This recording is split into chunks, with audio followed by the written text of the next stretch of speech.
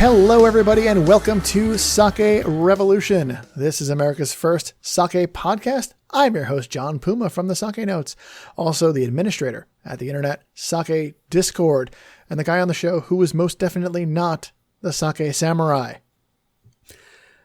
And I am your host, Timothy Sullivan. I am a sake samurai. I'm also a sake educator, and I'm also the founder of the Urban Sake website. And every week, John and I will be here tasting and chatting about all things sake and doing our best to make it fun and easy to understand.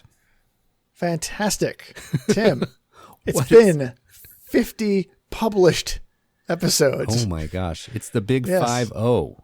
This is the big 5-0. Yes. And we're going to do things a little bit differently today. We're going to mess with the script. We're going to just have a little fun. We're going to kick our feet up. We're going to let our hair down, aren't we, John? We're going to let our hair down. We're just going to kind of talk shop, get a little behind the scenes, how this whole thing got started, what we thought we were doing, where it ended up going. But I think that we need to loosen up a little bit, and we're going to start by opening some sake. That sounds good. Isn't that nice? They're going to do things a little bit in reverse. Yeah, we're going to celebrate a little today. We are. We're going to celebrate 50 episodes. I can't believe it. Right. And we're going to be opening up some Izumo Fuji Junmai Ginjo Yamdanishiki 50. Do you see what we did there? Yes. 50. We're so clever, Tim. Izumo Fuji Junmai Ginjo Yamdanishiki 50. And we'll get into the details on the sake later, and we'll do our usual tasting and talking. But for now, we're just going to sip and have a little chit-chat. Since we're doing everything in reverse today, how about a kanpai at the beginning? Oh, that's actually a great idea. Tim, 50 episodes. Kanpai. Sounds so strange at the beginning.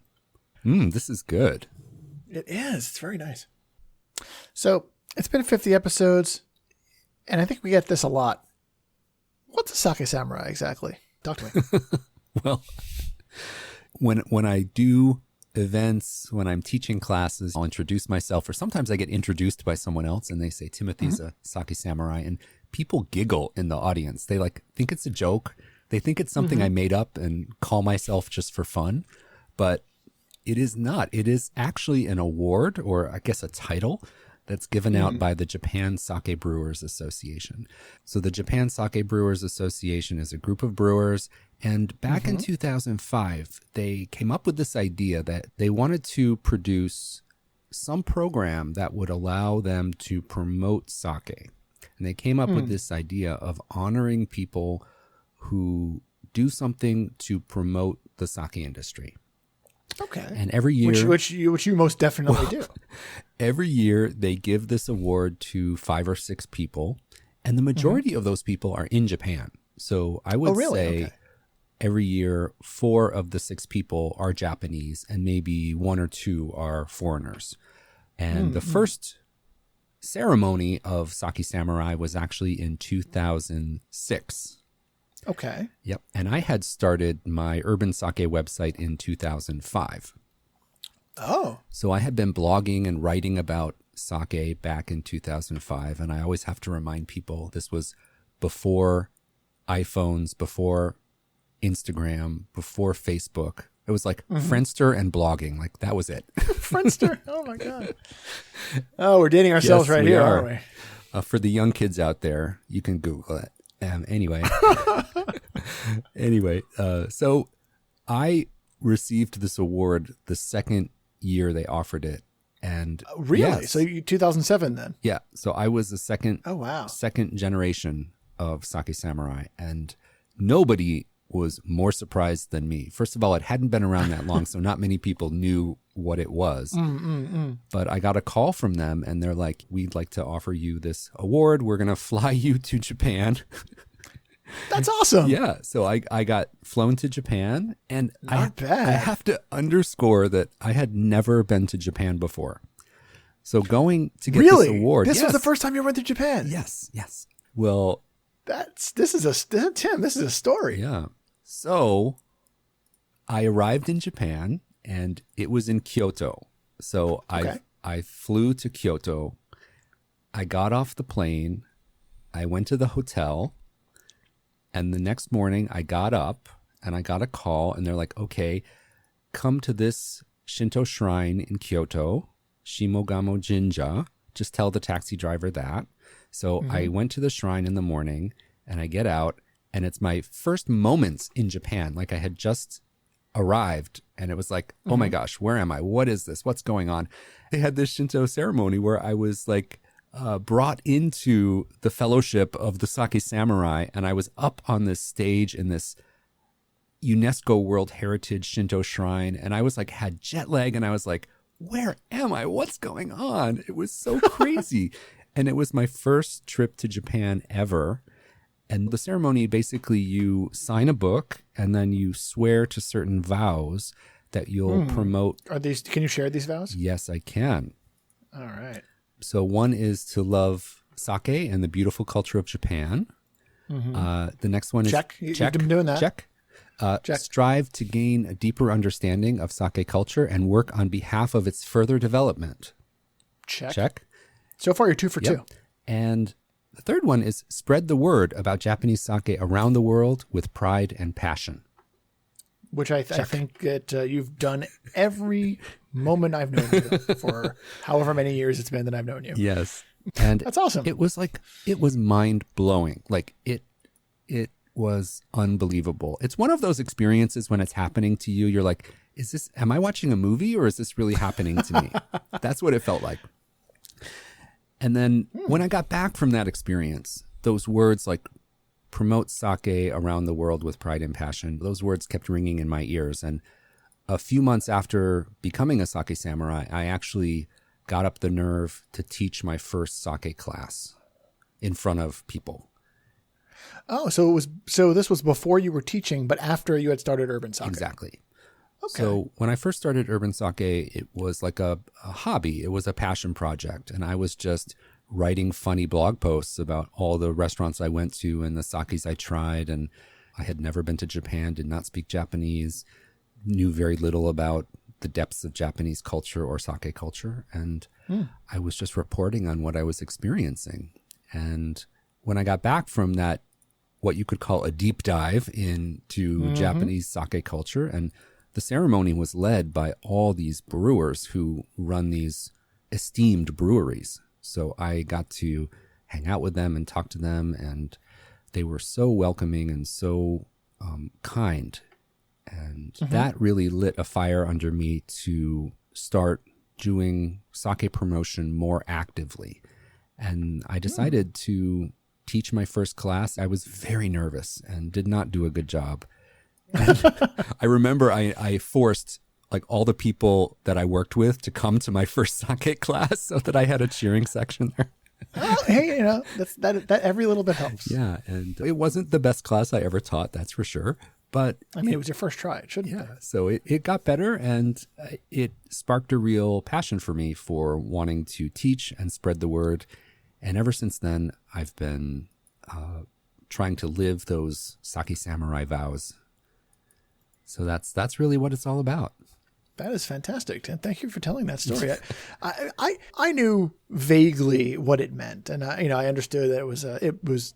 I guess my understanding of it was that every year a sake brewing association of some kind recognizes people who put forth a lot of efforts to popularize sake more. Yeah. And everyone that I've ever met with that title has been somebody who really takes that seriously and fights really hard to get sake brighter on the map. And I think that's an awesome thing.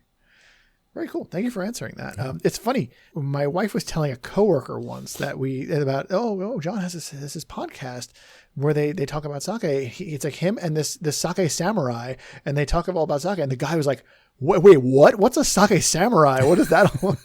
Like, does he have like a sword? Like what?" And I think he thought you made up the title.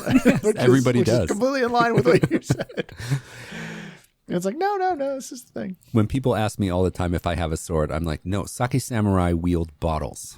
Do you have a bottle? I always have a bottle within reach. Yes. Well, John, let me ask you, for people who have been listening from the beginning, I'm sure people might be curious about how we got started. We're 50 episodes in, but how did you and I even conceive of this? Like, what are your memories of how this sake revolution started? Did we plan to meet up, or was it a coincidence at Sakagura East Village? That was a coincidence. That was a coincidence. So by chance, we were both at the same restaurant. Yes. Ended up sitting together. Yes. I think some of the brewers were in town, and they were kind of in the back doing a thing, and I was at the bar having a drink, and you had coincidentally shown up to say hello to them. Yes. And then we ended up sitting down and chit-chatting. And, we had known each other for a long time. It was we hadn't really caught up. And then we're kind of sitting there. I was talking a little bit about sake podcasts. And I think you were familiar with some of the sake podcasts that were out there. But I think we felt that those podcasts, those programs were catering to people like us who were into sake and were looking to really get really deep into the weeds on it, like, even more than we already are. And that we thought that there was room, and we thought it'd be a good idea for there to be a show for people who were just getting introduced or had sake once or twice and really needed the basics. Mm-hmm. And so I remember we talked about it a little bit, and then we went our separate ways, and then caught up a couple of days later on a chat, and we're like, hey, you serious about this whole podcast thing? And eventually we came up with our format and what we wanted to do. And we have to emphasize that we had no idea what we were doing. We may sound good One now. could argue we still don't. We may sound slick now, but... Oh, is that what this is? Is this slickness? Is that what that... Oh, my. Our levels may be correct now, but at the beginning... At the beginning, we did not know what we were doing. No. Oh, man. We conceived of all this obviously before the pandemic. In fact, Yes. I think it was like probably late, I want to say like winter of 2019, when we were like really brainstorming and maybe even started to sit down and work out a couple of test episodes, because I felt like we needed to figure out our collective voice. Like, how do we play off each other? How do we sound when we're talking to each other? Also, just get used to talking into a microphone. Yeah, for sure. And I know that when I was doing, because I'd previously done the Sake Notes YouTube channel with my wife, and we did a bunch where we were just like, no, we didn't like this, scrap it. And then kept going until we were kind of happy. And then we started publishing. And so I thought that doing it in a similar way, but, kind of just learning on the job, learning and doing a few test runs, and then starting to collect episodes and then starting to release them would be the way to go. And I want to say that before we published anything, I went to Japan. Yeah. And then we were supposed to record an episode while I was in Japan. It was planned to be like our 4th or 5th episode, I think. We thought we were so smart. So like I went to like the 7-Eleven and got a sake at like 10 a.m. I want to say. And we were trying to figure out like what's a sake we can both readily get. Yes. And so we got the Funaguchi, the Kikasui, the yellow Funaguchi Honjozo Genshu. In a can. Yeah. In a can. Yeah.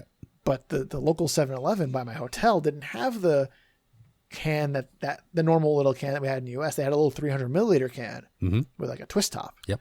And so I got that. And I was like, oh, this is definitely that. I brought it back to the room. We started doing our episode. We got on Zoom.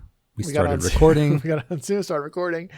And I open up my sake, and it's definitely not what I thought it was going to be. And I'm like, and I'm like, Tim, something's not right. Something's not right. And you're like, what is it? What is it? I take a look at the can, and it's got the normal like Funaguchi branding and Kikasui and everything on it. But then there's this blue sash on the side that's like, that I just didn't notice at the store. And I look at it, and my katakana was on that day, and I'm like, oh, this says sparkling. Sparkling. It was pretty good, actually, but we ended up not doing that whole thing. I think at that point, everything got really weird with the virus. Yeah. And then we had to try and figure out, like, what are we going to do? Can we do this? Can we do it? Like, the thing in Japan was a weird, like, oh, we're going to do this online. It's going to be totally different than the episodes we do in person. Right. That's the other thing. Like for the first 3, 4, 5 episodes we recorded, it was before the pandemic, and we were sitting in the same room and talking to each other, and we were both drinking the same thing. So our mindset was like, oh, we have to drink the same thing. Then the pandemic came along, and you and I had to shift to Zoom pretty quickly. And we realized like, oh, we can't always drink the same thing. That's fine. Let's just each drink our own thing and talk about it. So we adjusted pretty quickly. But when we recorded that Funaguchi episode with you in Japan and me here in New York, we were thrown for a loop. We didn't know what to do. That did not go the way we thought it was going to go. Not even a little bit. But it was kind of a priceless look on your face when you opened it up and you started sipping. You're like, something's wrong. Something's wrong. I've had this sake before. This is not what it tastes like. I was very confused. But it was fun, and I think we've had tons of good times making this show. Yeah. And then we've had some weird times making this show. and learned that programming can sometimes be fraught with delicate problems from time to time. Technical difficulties. Technical difficulties. So guys, it turns out that when you're recording a podcast, the number one thing you need to do is hit the record button. It really helps. Now, John, if one of us were to forget to hit the record button, you or me, who do you think it might be? Oh, it sounds like something I would do.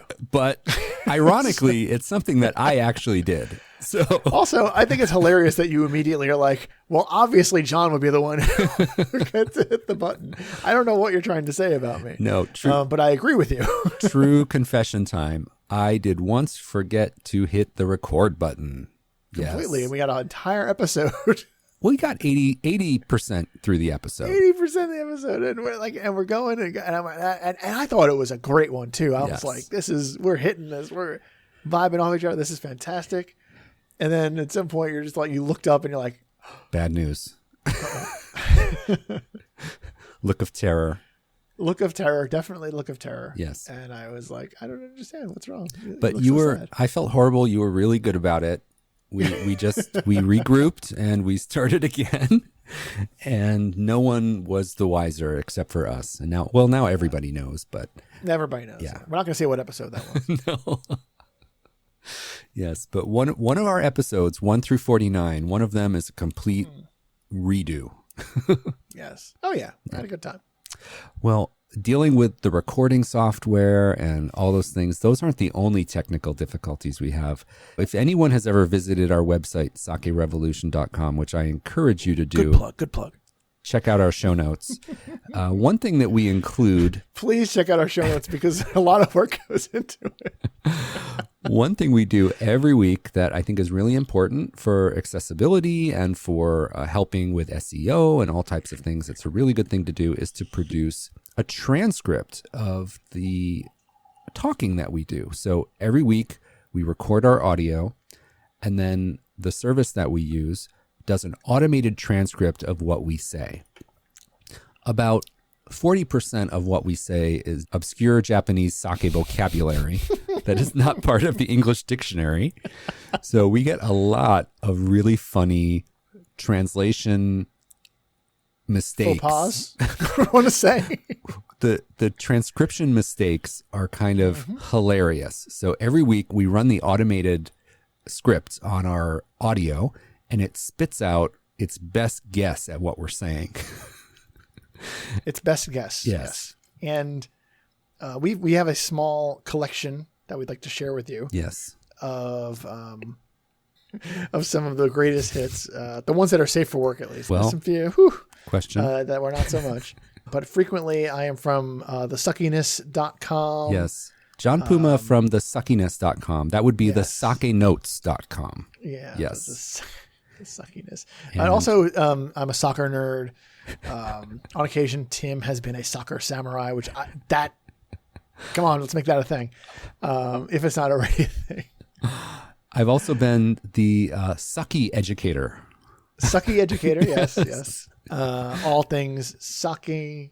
All things sucking. We've also had all things sucky. Yes. And we've been known to produce the SUCKY Revolution podcast as well. SUCKY Revolution. Oh, and we're big salmon fans here because we consume and talk about sockeye a lot. So the SUCKY Revolution, we've also have that. Yes. And we're very good at sports because we are so much soccer. So much soccer. Oh my gosh. I had no idea I was so into soccer. Yes. You're a soccer nerd. Mm-hmm. Yes. I am. Yes. And soccer nerd, soccer samurai. We take them all here. Yes. But yeah, that's always a fun happenstance when trying to do our transcription. Yes. And we can't leave out the insects because we are also producing the Cicada Revolution podcast as well. Well, yes. I mean, every couple of years, it's very important to call out the cicadas. Yes. And there's all those classification names as well, like Junmai Ginjo and Junmai Ginjo. And so one of them was June, like the month June, and then Mai, like my book, Junmai, and then good job. Instead of Ginjo, it said it was a good job. So it was a Junmai, good job. Junmai, good job. Good job, Junmai. Well, yeah. So just know, listeners out there in internet land, just know that every time we do our transcription, we have a few giggles and a few laughs. Let's talk a little bit about this sake. Yes. So going back to our roots, to our first 4 or 5 episodes, you and I, John, are drinking the same sake tonight. We are. Yeah, so we arranged to have the same one. In honor of 50 episodes. Yes. This is the Yamdanishiki 50 from Izumo Fuji. This is a Junmai Ginjo, and it uses Yamdanishiki milled to 50% for our 50th episode. Mm-hmm. And Yamdanishiki is usually associated with Hyogo Prefecture, but this brewery is located in Shimane Prefecture. Shimane Prefecture. Yes. And where is that, Tim? Shimane is on the Sea of Japan side. So when you get over towards Yamaguchi to the far west of the main island, that's where it is. Okay. Yeah. And the name is really interesting. Izumo Fuji. So Izumo Taisha is the name of the second oldest Shinto shrine in Japan. Oh, yeah? People date it back to about 700 AD. So this is very, very old and very esteemed Shinto shrine. So that's where Izumo comes from. And Fuji is a nod to Mount Fuji, one of the most well-known symbols of Japan. Everyone thinks of Mount Fuji when they think of Japan. I think that's accurate. Yeah, so they named this sake Izumo Fuji, Izumo to honor the shrine in their local prefecture, and Fuji to honor Mount Fuji. Sounds good to me. Yeah. Should I read out the stats? Sure. All right. So again, this uses Yamdanishiki sake rice, but grown in Shimane Prefecture. The polishing ratio is 50%. This is a sake meter value. Again, that measurement of sweet or dry. This is a +5. And the alcohol percentage is 15.5. And we have an acidity of 1.7. All right. And what do you when you bring this up to the nose, Tim? What do you have? Well, I get some fruity notes generally, but I specifically smell something akin to pineapple or more tropical fruits. Yeah, I agree. Yeah. 100%. It's faint though. It's not very in your face, but it is there. It's and you kind of gotta give it a nice swirl to really get it to pop out at you. And yeah, that pineapple is like right on the nose, I think. It's that tropical pineapple, not so much citrus, not so much melon, no wafting, nothing like that. It's pleasant. Yeah, it's really nice. Very easy drinking. The SMV is +5, which would lead you to think this might be a little bit on the lightly dry side. And I think that balances out the sweetness that's on the palate. So it comes out, the impression is really balanced. If I had to guess what the SMV was, I might not guess a +5, which might step into a little bit more overtly dry territory, but I find it's really balanced. Overall soft, don't you think? Like it's kind of a soft impression. not rough or No. biting in any way, really soft and gentle. With that +5, you would think a lot crisper on the nose, especially. It's got that. When we think about +5, well, let me rephrase that. When I think about +5, I start thinking about those. I start thinking Niigata a little bit. It gets into a little worm in my head. Yeah. I think it's time to give it a sip, though. Yeah. Another sip. Way ahead of you. Mm-hmm. That's the key word on the sake is balance, I think. Yeah. It is. There's a bit going on. It's not one-sided. It's not. I think it's a bit multidimensional, but everything plays into everything else. Yeah, it's very round, soft, and there's this word I use, pillowy, to describe something that's I like pillowy here. It's got a soft, comforting texture to it. There's no sharp edges to this sake at all. It's round, it's soft, it's gentle. I'm really enjoying this. Yeah. I could imagine somebody thinking this was boring. Really? Yeah. I know some people want really big, exciting flavors, and this is not exciting. It's relaxing, It's just soft and I don't know if the word I want to use is inoffensive, but that doesn't mean that's not faint praise in my opinion. I mean, that is one of the fun things about sake is you don't taste the alcohol. And this is so subtle. Like this will sneak up on you, I think. This is very nice sake. Yeah. Another thing I know about this brewery is that it is a very small brewery. I think I read that there's only 3 people, the owner and 3 people run this brewery. So 4 people making this sake. How? And yeah, it's a small, not to be so belligerent, but how? How does that work? Yeah, it's a small brewery. And that's amazing. They make, I think, under 500 koku a year. So koku is the measurement of output of a brewery. 1 koku is equal to 1,800 liters. You knew off the top of your head. Yes. I'm very impressed. Sake samurai, ladies and gentlemen. So koku is a measurement of liquid, and it's the way that breweries measure their output or their production. So if you picture 100 1.8 liter bottles, those Magnum bottles, picture 100 of them stacked up on a couple pallets. That is 1 koku. So 1,800 liters. So they produce a really small amount of sake, relatively speaking. They have a very small team, yet they export 2 separate labels to the U.S. Yeah, so they have a Junmai as well, don't they? Right. Yeah. That's the one. We're so lucky to get this in the States. This is the type of micro-brewed sake that you normally do not find in the U.S. So we are super lucky to get it. You don't hear a lot about it, but they're making really good stuff. Yeah. Making really good stuff. Yeah, under the radar, right? Definitely under the radar. Yep. Yeah. So looking at this bottle here, John, seeing this on my desk here as we're recording, this makes me think of a problem that, I've never had before, but a problem I have now since we started doing the podcast. What problem is that? And that problem is actually leftover sake. I never had this problem before. That sounds like a solution. Since we started recording, you and I have to get a bottle of sake every week, and something different every week. Yes, and it's totally fine to keep it for a week or 2 or longer. But I've found myself wrestling with more open bottles since we're opening a new bottle of sake every week. It's starting to take over my kitchen and my refrigerator. So if anyone can come and help me drink this sake, please stop by. Tim, if I could, I would. Yep. This is the one of the pandemic problems, I think, is that I'm home alone with too much sake. You need to get yourself a really nice sake fridge. Yes, I want to get a sake fridge.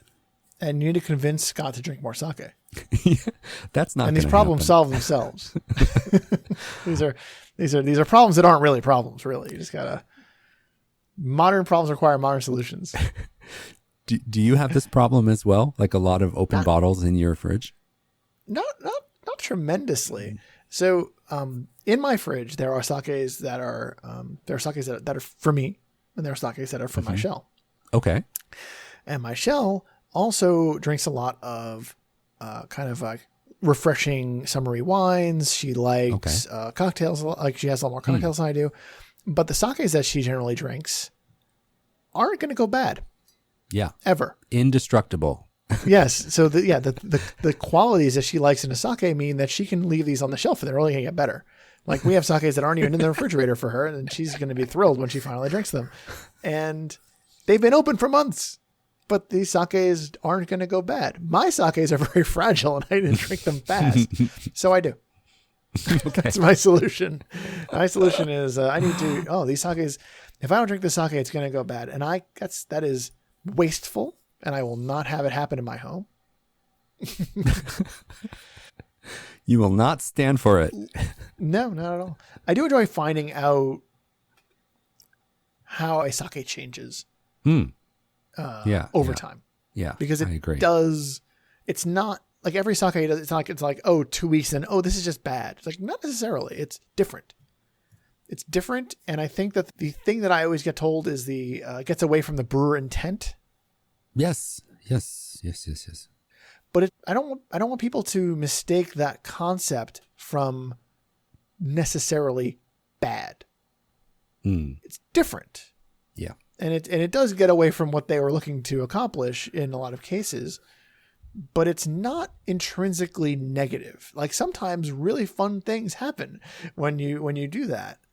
And I've had really, fun experiences with sakes that have been open for a week or 2 weeks, and they change and open up in different ways and become a little different. And there's no problem with that. I've had other ones. Well, not so much, but I'm trying to focus on the positive here. And there definitely are situations where I've had great experiences with sake that's been open, and you don't know until you do a sake podcast and have a lot of open sake that you need to either drink fast and you have a full-time job, and then it becomes difficult. Yeah. I mean, this is definitely a new experience for me. I am not someone who would shy away from drinking sake, obviously, in the past. But if I was going out to restaurants for business 3 times a week in the past, I wouldn't need to bring a lot of sake home. But now I need a fresh bottle opened every week.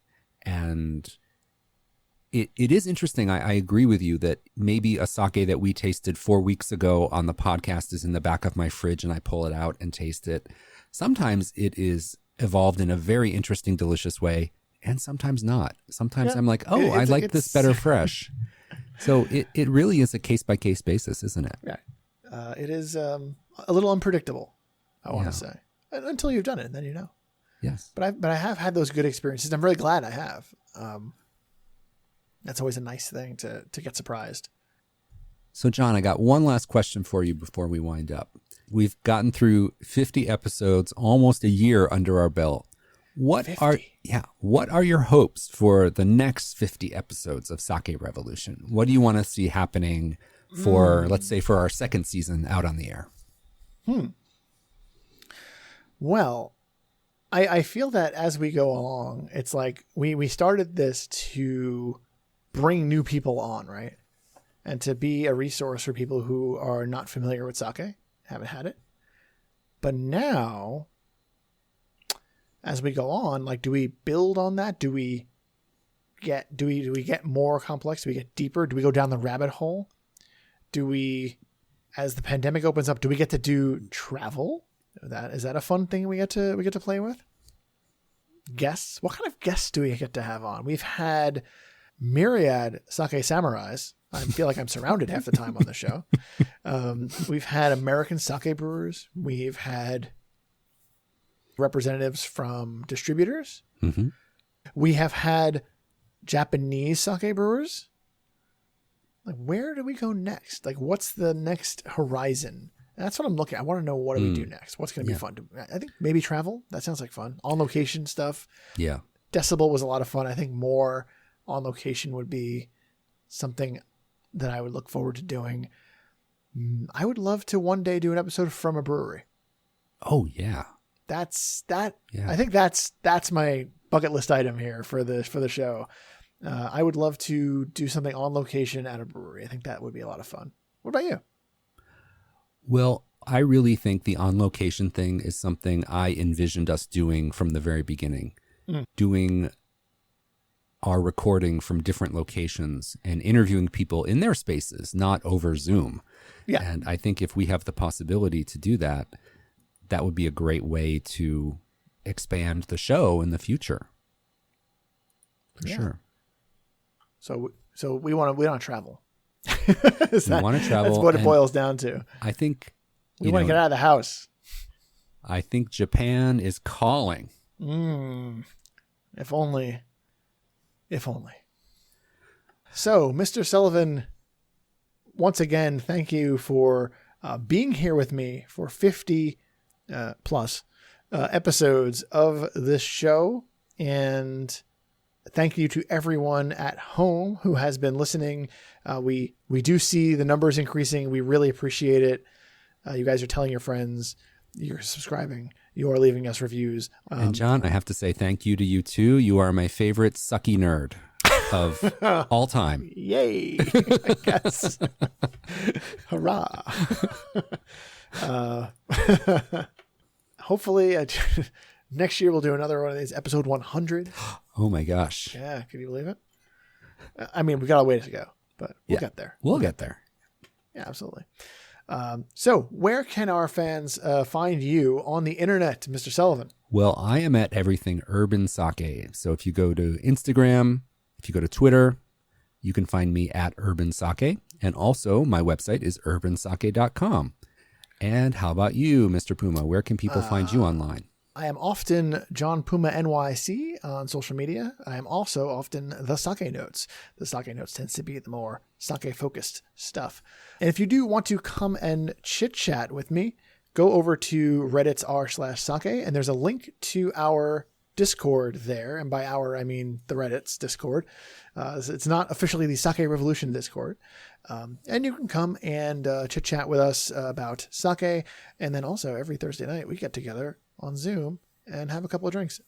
Occasionally Tim joins us, but usually not, because he doesn't keep sake in the house most of the time. I have too much in the house. Too much in the house. Well, fantastic. I want to thank our listeners so much for tuning in. Thank you for 50 great episodes. We're so glad that you're listening, and we hope you're enjoying our show. If you'd like to support SUCKY Revolution, one way you can really help us out would be to take a couple of minutes and leave us a written review on Apple Podcasts. It's a great way for us to get the word out about our show. Mm-hmm. Another great way to get the word out is by telling a friend and then subscribing, and then you get your friends to subscribe. You guys know the deal with this. You know what I'm going to say already.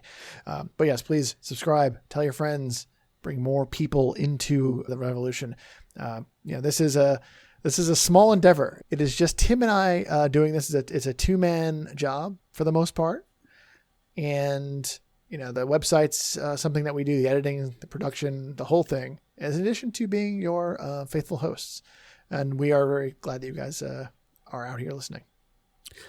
And as always, if you would like to learn more about any of the sakes we've tasted or any of the topics we talked about in today's episode, just visit our website, SUCKYRevolution.com. Do not mistake it for SUCKY Revolution, but SUCKYRevolution.com. It's a for common all mistake. the detailed show notes. It's a common AI mistake, SUCKY Revolution. But no, we are at SUCKYRevolution.com. Please check it out for all the detailed show notes. And if you have sake questions that you need answered, if you have topics that we have somehow not covered that you really, really, really want us to get on top of, get at us. The email address is feedback@sakerevolution.com. So until next time, please remember to keep drinking sake and Kanpai!